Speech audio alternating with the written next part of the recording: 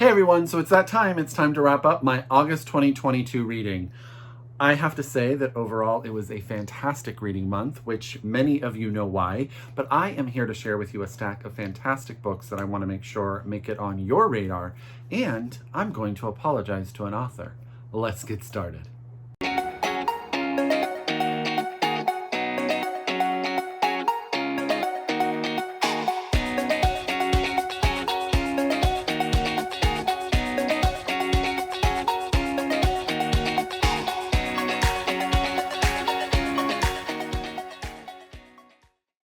Hi everybody and welcome back to my channel. It's Russell with Ink and Paper Blog. How are you doing today? As always, I hope you're happy, I hope you're healthy, I hope you're safe, and of course, I hope you're reading an amazing book or two or three or four. It's supposed to rain tomorrow here in Northern California, like 80% chance, which we absolutely need. We've had some fire issues up here, but the weather has just been so crazy, but that is fine. That is fine because it has given me time to rearrange my bookshelves behind me. Still a work in progress, trying to make room for all of the books that I read and need to file in this room. This is my red room. So I always am trying to figure out how to fit more and more books in here. And that has been an adventure, let me tell you. And you are all bookish people. You all have stacks and stacks of books and you know what it's like. It's like a holy experience when you try to rearrange your bookshelves and figure out how they're going to be for a while, because doing it is such an adventure. But you know what? It's worth it. I like where it's going. Still some work to do, but I'm happy. Today, I'm going to say that, you know, if you have been following my channel, August was really dominated by the Booker long list. I don't know if you've all watched all those videos, but today you are going to get my personal opinion on the 11 books that I read in August. I think it's 11. And if not, you are going to get my opinion on the 2 other books that slipped their way into my August reading. And yeah, so it's super exciting. So as always, get out your pen, get out your paper, get out your Goodreads, however you keep track of your TBR. TBR, I am having a hard time talking this morning, y'all. If you are so able, please order these books from your local independent bookstore here or abroad if some of the titles need to be ordered from overseas. Or if you're a library user, get your library to get you a copy as soon as possible. So let's start with an apology. So I have to say, I have seen this author's books in the bookstores for ages. They have been around. Everyone's talked about them. There's acronyms and there's all sorts of stuff. And I have always dismissed it. I've always thought, you know what, that book is not going to be for me. That book, that whole series is not my thing. You know what, I'm not going to do it. And then I was in the bookstore with my nephew a while ago, and he picked up the first book in the series, and he's like, have you read this? And I said, no, I haven't, I won't. And I bought it just because I was like, you know what, I'm going to do it. I'm going to buy it, and I'm going to read it. I owe a huge apology to Sarah J. Maas for dismissing her book series. This is the first book, A Court of Thorn and Roses. I know many of you already have read this, know this. It's the first book in a 5-book series. It has been everywhere. She has another series out. She is very, very, very popular, and worth now I know why. Now I know why. So this is sort of you can definitely tell that's a retelling of Beauty and the Beast. It's set in a world where there are fae or fairy folk and there are humans. Now at one time, the humans were slaves to the fairy, but a revolution occurred. The land has been separated, and there's sort of like this treaty between the humans and the fairy folk. Our main character is Feyre, F-E-Y-R-E. And she's in the forest one day and she's hunting. Her family is very, very, very, very poor. And she is like the sole source of food. And she winds up killing a wolf. And she doesn't really think anything about it because she's trying to feed her family. And all of a sudden, this this fairy beast, arrives at her doorstep to say that she's actually killed a member of the fairy community and there is a price to pay. And that price is she is taken from her family, taken into the land of the fairies where she can never return home again. Once she gets there, she is involved in the political intrigue. She's involved in the fact that magic is disappearing from this land. She learns all about how it's organized and how Different things have happened in the past. And of course, there is this romance angle between her captor and her. And it was just such good fun. I mean, the world building is fantastic. It's easy to follow. It's interesting. The creatures and all of that. The main character is fierce and independent and really driven, and sort of throughout the book continues to come into her own. The beast character, the fairy lord, is complicated and moody and all of that stuff that you love. And yeah, I have to tell you, I flew through it. I thought it was so much fun and so entertaining.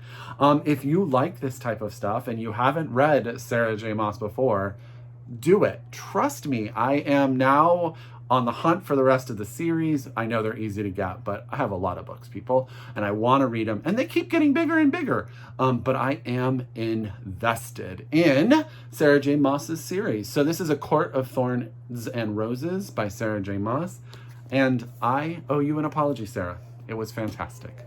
The next book that I read that was outside the book or long list is a book I read for a book club I run with my coworkers. We try to read one book a quarter that sort of introduces us or educates us on a different part of the diversity, equity, and inclusion spectrum.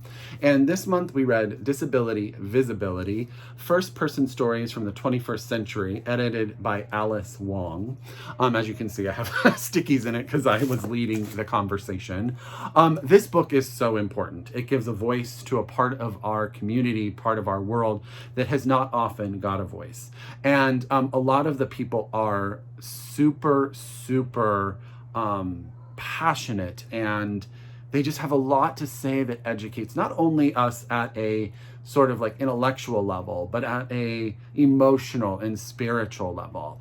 I looked up almost every person. I knew a couple of the people in the book, but every person I didn't know, I looked up. I wanted to get to know more about them, what they'd done, what their passions were, and all of that. And so for that, I think this book is fantastic, and I would 100% recommend you read it. If you just don't, you just need more education in the space. You want to be a better ally for our for for people who are dealing with disabilities and the ableism that is sort of rifled through our world.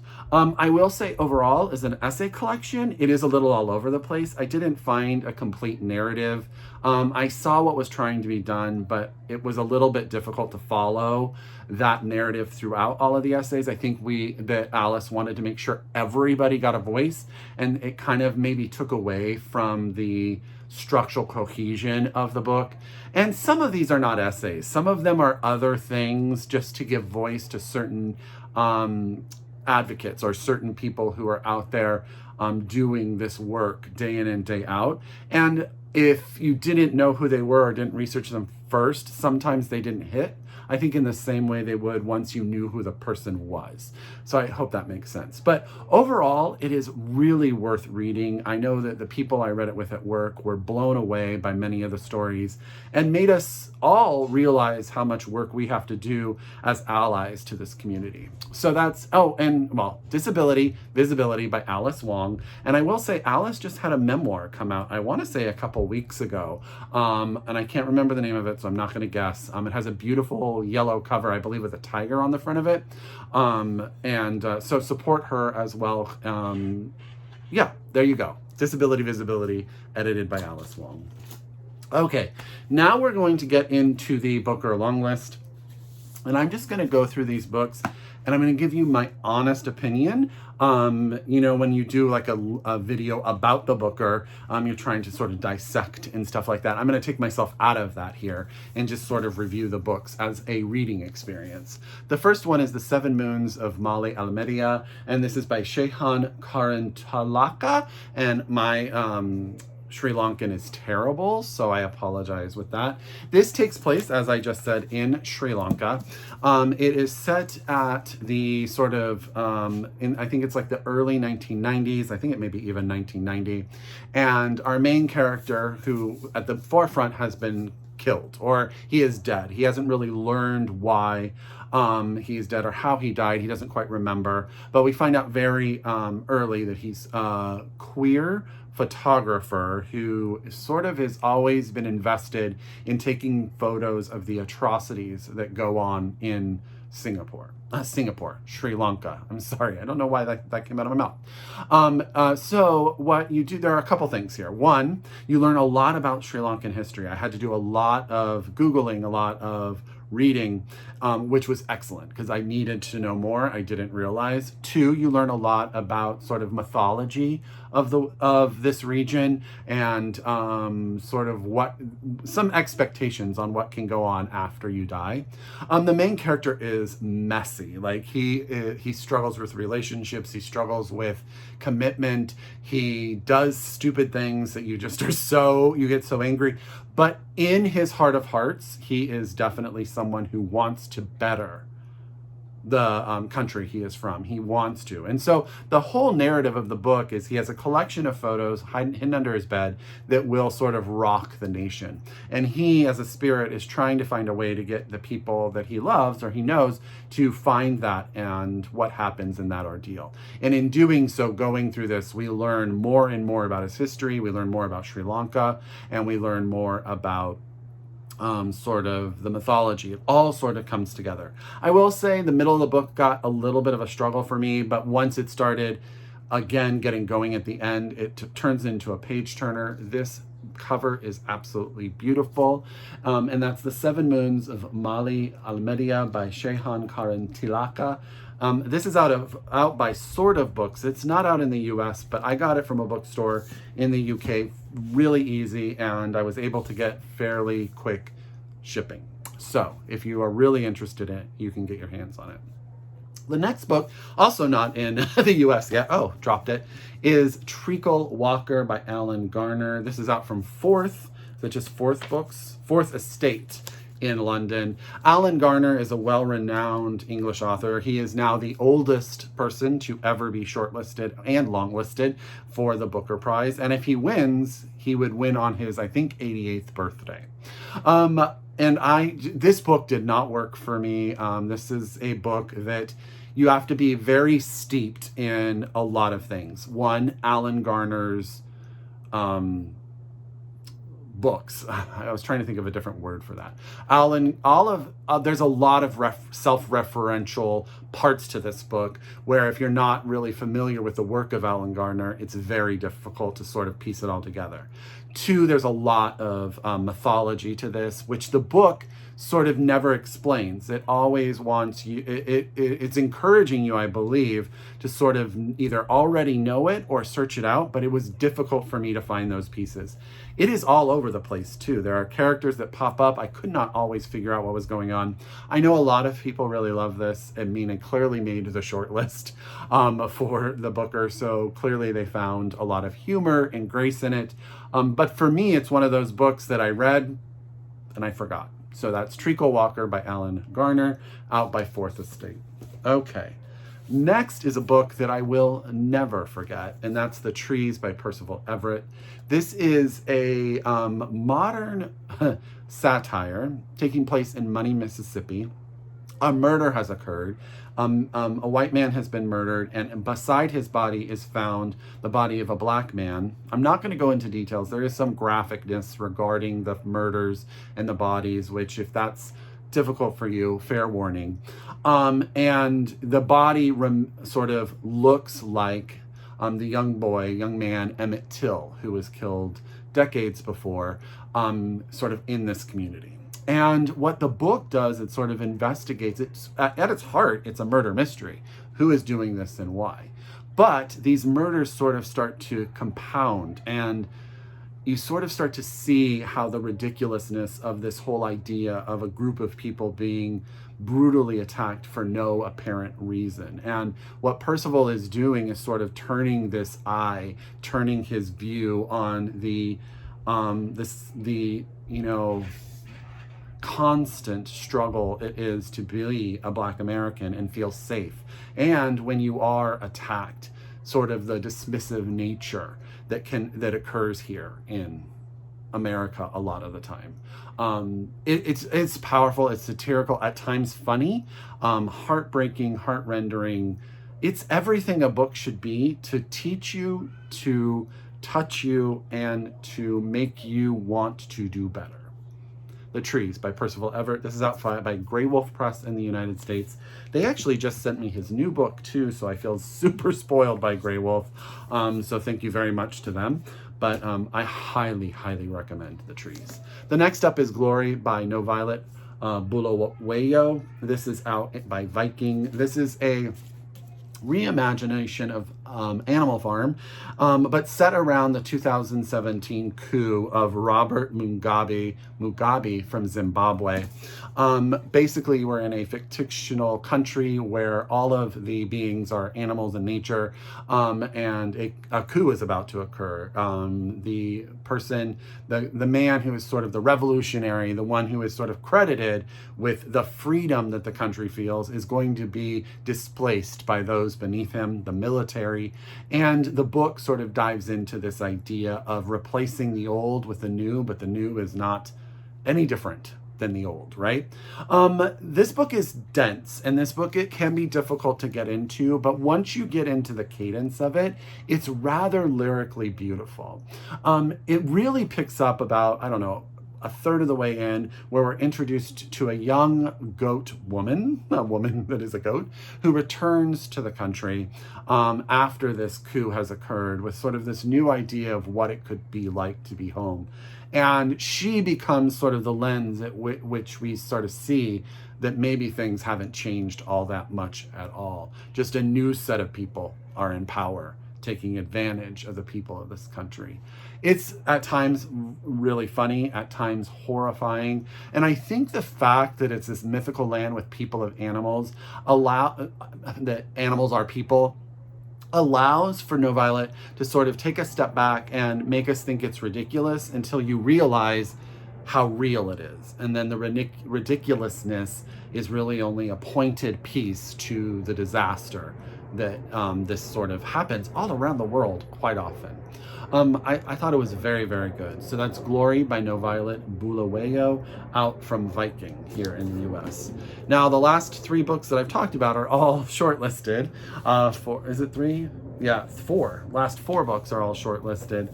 One of the shortlisted books I reviewed in my last wrap up, so you won't hear it, but here is the last one, and that's O. William by Elizabeth Strout. This is the third book in a series about Lucy Barton. This book deals with her divorced relationship with her ex-husband, who has asked her to go on a journey as he investigates his family history and a sister he didn't know he had. Okay, I think that's enough of the plot to know. It is all about the relationship between Lucy and her ex-husband, William. There is something about Elizabeth Strout's writing that there's just an utter sense of comfort in her choosing of words. It's not like her writing is simple, but her writing is just so easy to get lost in. She has such a way with phrases and wording and dialogue. I think it's easy to dismiss, but once you really sit down and think about Elizabeth Strout, you realize that she is able to push so many buttons, emotional, intellectual, sociological, and really make you think about things at another level. I loved this book. So that's O. William by Elizabeth Strout. It's out by Random House, and I've already started seeing people with book 4 in that series, Lucy by the Sea, getting the arcs of it or the final copies, and I'm super, super jealous. Super jealous.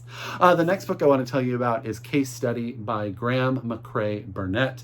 This is another one that is not out in the US yet, and this is published in the UK by, let me see if I can get you the publisher, Saraband, which is a publisher I don't know, but that's fine. Graeme was shortlisted for the Booker for his last book, his Bloody Project. He did not make the shortlist this time, but this book is fascinating. So at her heart, it's a main character. It's a young woman whose sister has recently died. Now, it has been ruled a suicide, but she believes that the cause of whatever happened was because her sister was seeing this therapist. Now, the therapist that's in this book was a real person. And I think that's something that Graeme does. He always sort of takes this piece of reality and inserts it into his fictional narrative. And the therapist is known for being all over the place, really crazy ways of treating people and how he interacts with others and his demeanor and all of that. What this young woman decides to do is create an entire persona to go and see this doctor so she can sort of infiltrate his world and see whether or not he was involved in the death of her sister. So the premise of it is fascinating. The book starts, like the first 3/4 of this book are page turning. They're so good. And you sort of get this idea of whether or not the woman who is faking needing help really needs help. Like as the story goes on, you start to learn more and more about who she is and how she sort of approaches life. And you realize that she may have actual mental health needs. But in doing this, is she only creating more obstacles for herself?